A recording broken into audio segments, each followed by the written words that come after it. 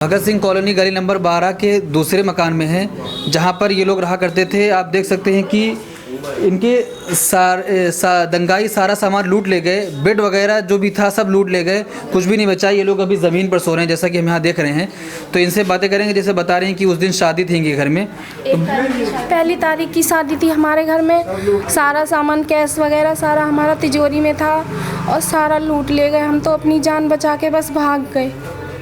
जब दंगाई आए थे आप लोग इसी घर में थे? हाँ, तब हम इसी घर में ही थे, यहीं मौजूद थे। हमें तो जब हमारे घर पे हथौड़े बजने लगे तब हम निकल के पीछे रास्ते से तब भाग गए। तो पीछे से कहाँ गई फिर? पीछे भाग गए थे तो हम क्या कहते हैं, हमारे एक पड़ोसी हैं, उन्होंने हमें बचा लिया था, अपने घर में रखा। उन्होंने अपने घर में शरण दी और फिर उसके बाद में उन्होंने हमें सुरक्षित से यहाँ से निकाल दिया। वो हिंदू हैं? हाँ, वो हिंदू हैं जो बचाया आप? हाँ, उन्होंने बचाया। तो फिर सारा सामान लूट ले गए? हाँ, सारा खाने पीने का सामान नहीं आपके पास, तो कैसे चल रहा है? कुछ भी नहीं है। वही है जो क्या कहते हैं, मामा ने थोड़ा बहुत सहारा दिया है और रोज मतलब मोहल्ले पड़ोस वही है हमारे पास, और जो कमा लाते हैं वही घर में खा लेते हैं। तो अब्बू क्या करते हैं? अब्बू हमारे रिक्शा चलाते हैं।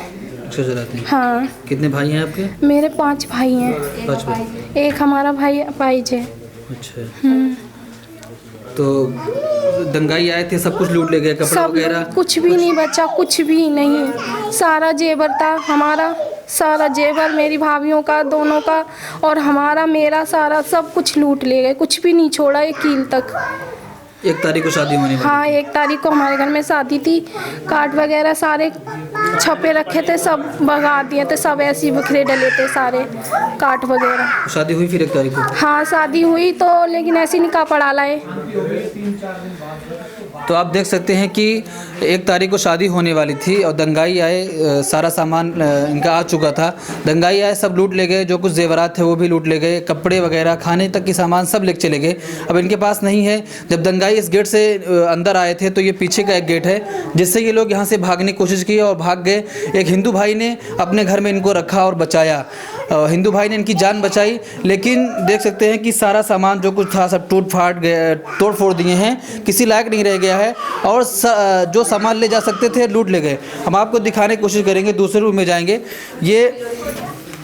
ये अलमीरा है जिसमें देखिए ये हमारा सारा सामान था, ये लॉक था, पूरा तोड़ दिए हैं इसको और तोड़ने के बाद जो कुछ सामान था इसमें सारा तोड़ दिया सब। ये इसमें था हमारा सारा सामान लॉकर में।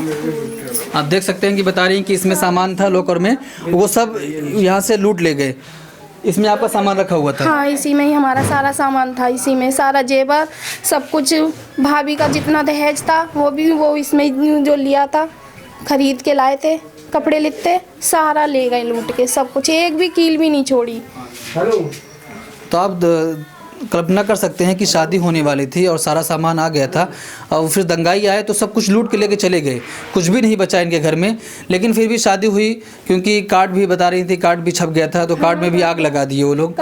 लेकिन शादी हुई एकदम सिंपल तरीके से, निकाह हो गया और जो रस्म रिवाज होती वो हुई। लेकिन जिस तरीके से शादी होना थी वो नहीं हो पाई, क्योंकि सारा सामान इनका लूट गया, कुछ भी नहीं बचा था।